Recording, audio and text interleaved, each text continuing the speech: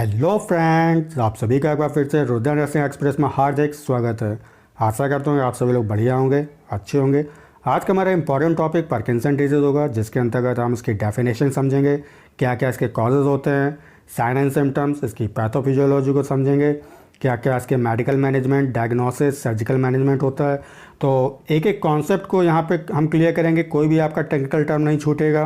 ठीक है, मैं हमेशा ही कहता हूँ टेक्निकल टर्म पर आपका बहुत जोर होना चाहिए, अच्छी पकड़ होनी चाहिए उस पर, अगर आपको टॉपिक क्लियर करना है तो। ठीक है, तो जो फ्रेंड इस चैनल पर पहली बार आए हैं, चैनल को सब्सक्राइब जरूर कर लें और नोटिफिकेशन बेल को दबा के ऑल पे क्लिक कर लें, ताकि आप सभी को हमारे नर्सिंग से रिलेटेड वीडियो का नोटिफिकेशन मिल सके। तो चलिए शुरू करते हैं।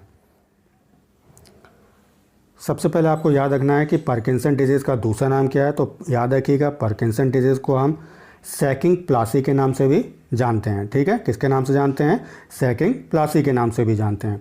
ठीक है, याद रखिएगा, ये जो बीमारी होती है आपकी कैसी बीमारी है? लॉन्ग टर्म एवं क्रॉनिकल डिजीज़ है। क्रॉनिकल डिजीज़ से मतलब क्या है कि अगर एक बार ये व्यक्ति को डिजीज़ हो जाती है तो काफ़ी लंबे समय तक जो है ये डिजीज़ बनी रहती है। ठीक है, चलिए अब हम बात करते हैं इसके डेफिनेशन की, अच्छे तरह से इसके कॉन्सेप्ट को समझेंगे। ठीक है, चलिए फिगर को थोड़ा सा ध्यान से यहाँ पे देखिए। हमारे ब्रेन का जो बेसल गैंग्लिया पार्ट होता है, ठीक है, उस बेसल गैंग्लिया का सबस्टेंशिया जो नाइग्रा पार्ट होता है, ठीक है, सबस्टेंशिया नाइग्रा जो होता है वो कई नर्व सेल से मिलकर बनी होती हैं। ठीक, ये नर्व सेल्स का काम क्या होता है? डोपामाइन का फॉर्मेशन करना, ठीक है, सिक्रीशन करना। अब बाई चांस मान लीजिए कि किसी कारणवश कोई भी एटियोलॉजिकल फैक्टर्स हो सकते हैं, ठीक है, उसके कारण क्या है कि हमारी जो ये नर्व सेल्स हैं वो डैमेज होने लगती हैं। ठीक, जब डैमेज होने लगेंगी तो स्वाभाविक बात है कि डोपामाइन का लेवल क्या होने लगेगा? धीरे धीरे घटने लग जाएगा, डिक्रीज होने लगेगा। ठीक, चूँकि डोपामाइन एक न्यूरोट्रांसमीटर होता है, ठीक है, तो इसी का यही कारण है कि न्यूरोट्रांसमीटर होने की वजह से जो नर्व इम्पल्स का कंडक्शन होता है वो प्रॉपर तरीके से नहीं हो पाता है, उसमें कोई ना कोई ऑब्स्ट्रक्शन उत्पन्न होगा, यानी कि व्यवधान उत्पन्न होगा। ठीक है, तो ये पूरी कंडीशन जो होती है वो किस में होती है? याद रखिएगा, ये पूरी जो कंडीशन होती है, इसी कंडीशन को हम पार्किंसन डिजीज़ कहते हैं। आशा करता हूँ कि आपको डेफिनेशन अच्छी तरह समझ में आ गया होगा। चलिए हम बात करते हैं नॉलेज कैप्सूल की। तो इम्पॉर्टेंट पॉइंट है, याद रखिएगा, इस बीमारी में जो है यानी कि पार्किंसन डिजीज़ में आपको मेन याद रखिएगा, मेन जो 3 सिम्टम्स आपको देखने को मिलते हैं। पहला क्या हमारा? ट्रिमर है। सेकंड पे क्या है? मस्कुलर रिजिडिटी है। तीसरे नंबर पे क्या है? एकाइनेसिया या ब्रेडिकाइनेसिया। ठीक है, ट्रिमर क्या होता है? ट्रिमर का मतलब होता है कपकपी आना शरीर में। मस्कुलर रिजिडिटी से मतलब है जो आपकी मसल्स होती हैं वो कैसे हो जाती हैं? एकदम कठोर हो जाएंगी, रिजिड हो जाती हैं। ठीक, अगला क्या हमारा? एकाइनेसिया। ए का मतलब क्या होता है? एब्सेंट। और काइनेसिया वर्ड किससे लिया गया? काइनेटिक से, मीन्स गतिक। ठीक है, यानी कि जिसमें गतिशीलता ना हो। ठीक, अगला क्या हमारा? ब्रेडिकाइनेसिया। ब्रेडिकाइनेसिया मतलब क्या? ब्रेडी का मतलब कम, काइनेसिया मतलब गतिशीलता। ठीक है, यहाँ पे जो गतिशीलता होगी बॉडी की वो आपको कम देखने को मिलेगी। ठीक, तो उस कंडीशन को हम क्या कहेंगे? ब्रेडिकाइनेसिया कहते हैं। ठीक है, मैंने देखा है कि ज़्यादातर जो स्टूडेंट्स हैं वो ब्रेडी और टैकी में जो है काफ़ी ज़्यादा कन्फ्यूज़न रहता है उनके अंदर। ठीक है, चलिए मैं आपको ऐसी ट्रिक बताऊँगा कि आज के बाद आप कभी उसको भूलेंगे नहीं। ठीक है, याद रखिएगा। देखो, बी जो है किससे स्टार्ट होता है? बी फॉर बस, ठीक है, और टी फॉर ट्रेन। ठीक, चलिए अब मेरा आपसे क्वेश्चन है कि इन दोनों में तेज कौन चलता है? तो याद रखिएगा, ट्रेन ज़्यादा तेज चलती है। ठीक है, तो टी फॉर टैकी हो जाएगा। बस कैसी चलेगी? धीमे चलती है, किसकी तुलना में? ट्रेन की तुलना में। तो क्या हो जाएगा? बी फॉर ब्रेडी हो जाएगा। ठीक, अब आप कभी ज़िंदगी में नहीं भूलेंगे। ठीक है, चलिए अब हम बात करते हैं इनके इटियोलॉजी की, क्या क्या इनके कॉजेज़ होते हैं। सबसे पहला हमारा है एज फैक्टर्स है। ठीक है, अगला क्या है? डोपामाइन की कमी, जैसे कि मैंने अभी आपको डेफिनेशन में भी समझाया था। किसी प्रकार की हेड इंजरी हुई हो, ठीक है, इंसेफेलाइटिस है। अगला है मेनिंजाइटिस। ठीक है, नेक्स्ट हमारा एर्थरोस्क्लेरोसिस। इसमें क्या होता है? जो आर्टरी की जो वॉल होती है, ठीक है, आर्टरी की जो वॉल होती है उसके ऊपर या अंदर की ओर जो है फैट एवं कोलेस्ट्रॉल जो है जमा होने लगते हैं, तब इस कंडीशन को हम क्या कहते हैं? एथेरोस्क्लेरोसिस कहते हैं। ठीक है, अगला क्या हमारा? डायबिटीज़ के कारण भी हो सकता है ये। हाइपरलिपिडीमिया। हाइपर का मतलब क्या होता है? ज़्यादा। लिपिडीमिया का मतलब क्या होता है? लिपिड, यानी कि जब आपके ब्लड में जो है काफ़ी मात्रा में लिपिड का फॉर्मेशन होता है, ठीक है, या इकट्ठा होने लगता है, तो उस कंडीशन को हम क्या कहते हैं? हाइपरलिपिडीमिया कहते हैं। ठीक है, नेक्स्ट क्या हमारा? हाइपरटेंशन, यानी कि आपको जो है हाई ब्लड प्रेशर देखने को मिलेगा। चलिए अब हम बात करते हैं इसकी पैथोफिजियोलॉजी को, ठीक है। तो देखिए पैथोफिजियोलॉजी होने के लिए कोई ना कोई कारण होना चाहिए, ठीक है। तो चलिए हमने कोई भी जो है इटियोलॉजिकल फैक्टर्स को उठा लिया, ठीक है। वैसे जनरली ये बीमारी कैसी है याद रखिएगा, इंपॉर्टेंट है यहाँ पे, ये इडियोपैथिक डिजीज़ होती है, यानी कि आज तक जो है हम लोगों को उसका कारण नहीं पता चल पाया है कि किस कारण जो है ये बीमारी उत्पन्न होती है, ठीक है। लेकिन फिर भी जो है कुछ ऐसे फैक्टर्स हमने उठा लिए हैं जिसकी वजह से हम बता सकते हैं कि हाँ ये जो बीमारी है वो इस कॉज के कारण क्रिएट हुई है, ठीक है। तो कोई भी इटियोलॉजिकल फैक्टर्स हो सकता है। अब होता क्या है कि जो बेसल गैंग्लिया की सब्सटेंशिया नाइग्रा की जो नर्व सेल्स होती हैं वो क्या होने लगती हैं, धीरे धीरे डिजेनरेट होने लगती हैं, जैसे कि मैंने अभी आपको डेफिनेशन में भी समझाया था, ठीक है। जब ये डिजेनरेट होने लगती हैं तो क्या होता है, डोपामाइन का लेवल कम होने लगता है, ठीक है।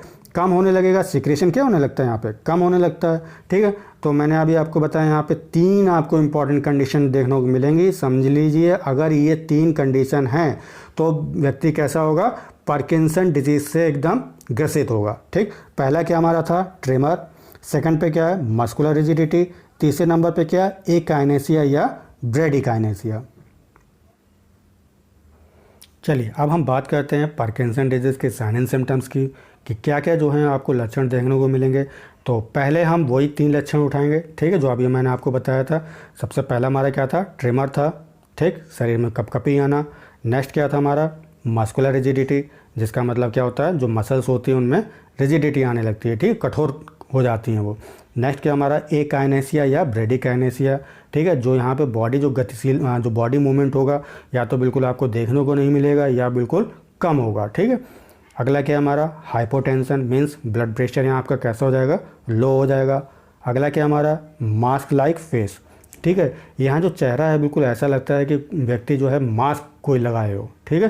तो उस कंडीशन को हम क्या कहेंगे, मास्क लाइक फेस कहते हैं। अगला क्या हमारा, डिक्रीज सेक्सुअल कैपेसिटी, ठीक है। तो इसमें जो व्यक्ति की लैंगिक जो क्षमता होती है, ठीक है, सेक्सुअल जो कैपेसिटी होती है वो कैसी होने लगती है, डिक्रीज़ होने लगती है। अगला क्या हमारा, इंसोम्निया है। इंसोम्निया का मतलब क्या होता है, जब व्यक्ति को नींद लेने में दिक्कत महसूस होती है तो उस कंडीशन को हम क्या कहते हैं, इंसोम्निया कहते हैं। नेक्स्ट क्या हमारा, स्वेटिंग, ठीक है, स्वेटिंग मतलब क्या होता है, पसीना आना। अगला क्या हमारा, एमनीसिया।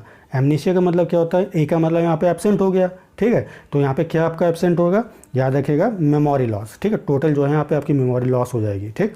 नेक्स्ट है हमारा गेट चेंजेस, ठीक है। यहाँ पे गेट चेंजेस जो है आपको देखने को मिलेगा। गेट का मतलब क्या होता है, चाल, ठीक है, व्यक्ति जैसे नॉर्मल चलता है वैसे जो है यहाँ पे आपको चाल देखने को नहीं मिलेगी। अगला क्या हमारा, डिसएर्थ्रिया, ठीक है। डिसएर्थ्रिया का मतलब क्या होता है, जो भी व्यक्ति यहाँ पे बोलेगा तो वो कैसे बोलता है, बिल्कुल अनक्लियर बोलेगा, ठीक है, स्पष्ट रूप से बोल नहीं पाता है। तो उस कंडीशन को याद रखिएगा, हम क्या कहते हैं, डिसएर्थ्रिया कहते हैं। अगला क्या हमारा, डिस्फेजिया। डिस्फेजिया का मतलब क्या होता है, जब व्यक्ति को निगलने में दिक्कत महसूस होती है तो उस कंडीशन को हम क्या कहते हैं, डिस्फेजिया कहते हैं। अगला क्या है, आपको वेट लॉस देखने को मिल सकता है, ठीक है, ड्रूलिंग मिल सकता है। ड्रूलिंग का मतलब क्या होता है, लार टपकाना, ठीक है। मेंटल डिस्टर्बेंस, ठीक है, यहाँ पे जो उसका जो ब्रेन है वो थोड़ा सा मेंटली वो डिस्टर्ब रह सकता है, ठीक। अगला क्या है, डिप्रेशन है, ठीक है। हेड वेंट फॉरवर्ड, यहाँ पे जो सर होता है वो थोड़ा सा आगे की ओर झुका रहता है, ठीक है, ये याद रखिएगा। अगला क्या हमारा, माइल्जिया। माइल्जिया का वर्ड देखो, कहीं भी अगर एल्जिया वर्ड लग जाए उसका मतलब होता ही है हमेशा दर्द होना, ठीक। और माया वर्ड जो होता है हमेशा याद रखिएगा मस्कुलस के लिए होता है। तो यहाँ पे कहाँ पे दर्द होगा, आपके मसल्स में दर्द होगा, ठीक। जब मसल्स में दर्द होता है तो उस कंडीशन को हम क्या कहते हैं, माइल्जिया कहते हैं, ठीक है। अगला क्या हमारा, यूरिन इनकॉन्टिनेंस। यूरिन इनकॉन्टिनेंस का मतलब है कि जब आप यूरिन कर रहे होते हैं, ठीक है, तो उसमें आप कंट्रोलिंग नहीं आप अपने ऊपर कर पाते हैं, ठीक है, कंट्रोल नहीं कर पाते हैं, तब इस कंडीशन को हम क्या कहते हैं, यूरिन इनकॉन्टिनेंस कहते हैं, ठीक है। याद रखिएगा, मूत्र त्यागने का टेक्निकल वर्ड क्या होता है, वॉइडिंग होता है, ठीक है। नेक्स्ट क्या हमारा, माइक्रोग्राफिया है। माइक्रोग्राफिया का मतलब क्या है, यहाँ पे जैसे व्यक्ति जो अपने नॉर्मल तरीके से हैंड राइटिंग करता था, यहाँ पे जो है प्रॉपर तरीके से नहीं कर पाएगा। चलिए अब हम बात करते हैं डायग्नोसिस की, ठीक है, कौन कौन से ऐसे मेथड्स हैं जिनके द्वारा हम आइडेंटिफाई करेंगे कि हाँ पेशेंट का जो है पार्किंसन डिजीज़ है। तो याद रखिएगा, सबसे पहले हम क्या करते हैं, हिस्ट्री कलेक्शन लेंगे व्यक्ति का, ठीक है, पेशेंट का। नेक्स्ट क्या हमारा, फिजिकल एग्जामिनेशन उसका करेंगे, सीटी स्कैन है, एमआरआई है, ब्लड टेस्ट है, ठीक है, यूरिनलिसिस है, ठीक है, यहाँ पे यूरिन का जो है हम लोग एनालिसिस करते हैं। अगला क्या है, to check the dopamine level, साथ में ये भी देखा जाएगा कि डोपामाइन का जो लेवल है वो कितना है, ठीक है। तो इन सब के द्वारा जो हम लोग डायग्नोसिस करते हैं। चलिए अब हम बात करेंगे मेडिकल मैनेजमेंट की, ठीक है, कि किस प्रकार जो है इसका यहाँ पे हम ट्रीटमेंट करेंगे। एक बात याद रखिएगा, मैं आपको फिर से एक बार रिकॉल करवा रहा हूँ कि ये जो डिजीज़ होती है वो पूर्णतः कभी भी सही नहीं होती, ठीक है, कम्प्लीटली आप इसको सही नहीं कर सकते हो, ठीक है। ये ज़रूर है कि इनके जो लक्षण होते हैं उनको कम किया जा सकता है, ठीक है।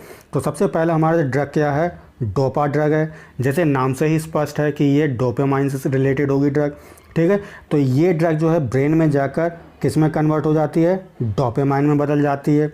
इसका एग्जाम्पल याद रखिएगा, लेवोडोपा और कार्बिडोपा, ठीक है। जब ये ऐसा होगा यानी कि क्या, जब ये डोपामाइन में कन्वर्ट होगी तो क्या होगा, जो आपका डोपामाइन का लेवल घट रहा होता है वो कैसा हो जाएगा, अब यहाँ पे बैलेंस हो जाएगा, ठीक है।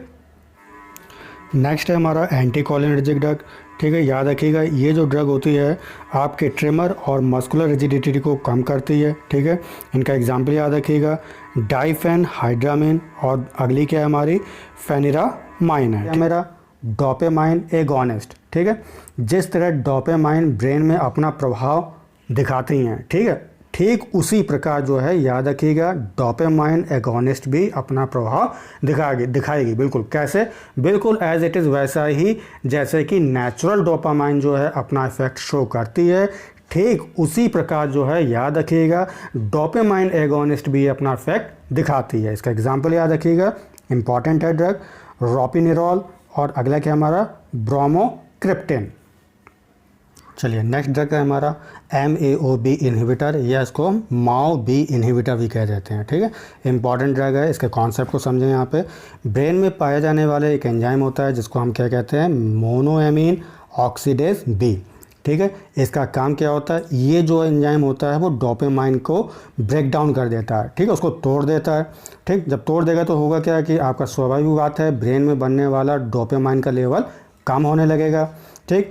तो ये जो इनहिबिटर्स जो ड्रग्स हैं हमारी, ये उसके एंजाइम के फंक्शन को इनहिबिट कर देता है, ठीक है, उसको एक्टिवेट कर देगा, इनएक्टिवेट कर देगा। तो होता क्या है कि इनएक्टिवेट करने से वो एंजाइम जो है अब आपके डोपामाइन को ब्रेक डाउन नहीं कर पाएगा। होगा क्या रिजल्ट आपको मिलेगा कि आपके ब्रेन में जो डोपामाइन का लेवल है वो रेगुलेट बना रहेगा, ठीक है, मेंटेन बना रहेगा। इसका एग्जाम्पल याद रखिएगा, इसके अंतर्गत आपकी जो ड्रग्स आती हैं, सैलिजिलिन है, ठीक है, रासाजिलिन है और सफीनामाइड है, ठीक है। तो ये जो 3 ड्रग्स हैं वो आपका MAO-B इन्हिबिटर्स के अंतर्गत आती हैं। अगला क्या हमारा एडिनोसिन रिसेप्टर एंटागोनिस्ट, ठीक है।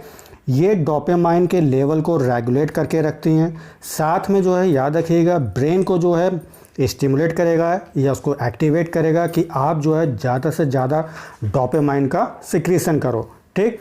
तो जब ज़्यादा डोपामाइन का सिक्रीशन होगा तो आपका मेंटेन बना रहेगा लेवल, ठीक।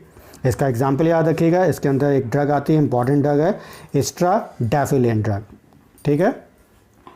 नेक्स्ट हमारा है नुप्लाजिड, ठीक है। जो ये ड्रग्स होती है इसका काम होता है याद रखिएगा हैलुसिनेशन और डेल्यूजन को ठीक करती है ये ड्रग। अगला क्या हमारा अमेंटाडाइन ड्रग, तो याद रखिएगा ये जो ड्रग होता है वो हमारी एंटीवायरल मेडिसिन है, ठीक है। और उसका काम क्या होता है, ये एकाइनेसिया और ब्रेडिकाइनेसिया जो कंडीशंस हमारे शरीर के अंदर होती है ये उसको सही करती है। नेक्स्ट हमारा है सर्जिकल ट्रीटमेंट, ठीक है। सर्जिकल ट्रीटमेंट कब करते हैं याद रखिएगा, जब हमने मेडिकल ट्रीटमेंट किसी व्यक्ति का किया, ठीक है, और उस मेडिकल ट्रीटमेंट में व्यक्ति को जो है आराम नहीं मिला है, ठीक है, दवाइयाँ आपने दी लेकिन प्रॉपर तरीके से उसको जो है आराम नहीं मिल पा रहा है, तब हमारे पास केवल एक लास्ट कंडीशन रह जाती है, वो क्या है आपकी सर्जिकल ट्रीटमेंट, ठीक है। तो याद रखिएगा यहाँ पे जो सर्जिकल ट्रीटमेंट होगा एक विशेष प्रकार का यहाँ पे सर्जिकल होता है, ऑपरेशन होता है, उसको हम क्या कहते हैं, स्टीरियोटैक्टिक न्यूरो सर्जरी कहते हैं। क्या कहेंगे, स्टीरियोटैक्टिक न्यूरो सर्जरी, ठीक है। ये एक प्रोसीजर होता है, इसके अंतर्गत जो हम लोग ब्रेन की सर्जरी करते हैं। आशा करता हूँ कि टॉपिक को आपको समझ में आ गया होगा, एक एक पॉइंट आपको एक एक कॉन्सेप्ट क्लियर हुआ होगा। यदि आपको ये वीडियो अच्छा लगा है तो उसे लाइक ज़रूर किया करें और अपने दोस्तों के साथ में शेयर करें और चैनल को सब्सक्राइब ज़रूर कर लें। थैंक यू सो मच, तब तक के लिए take care and bye bye.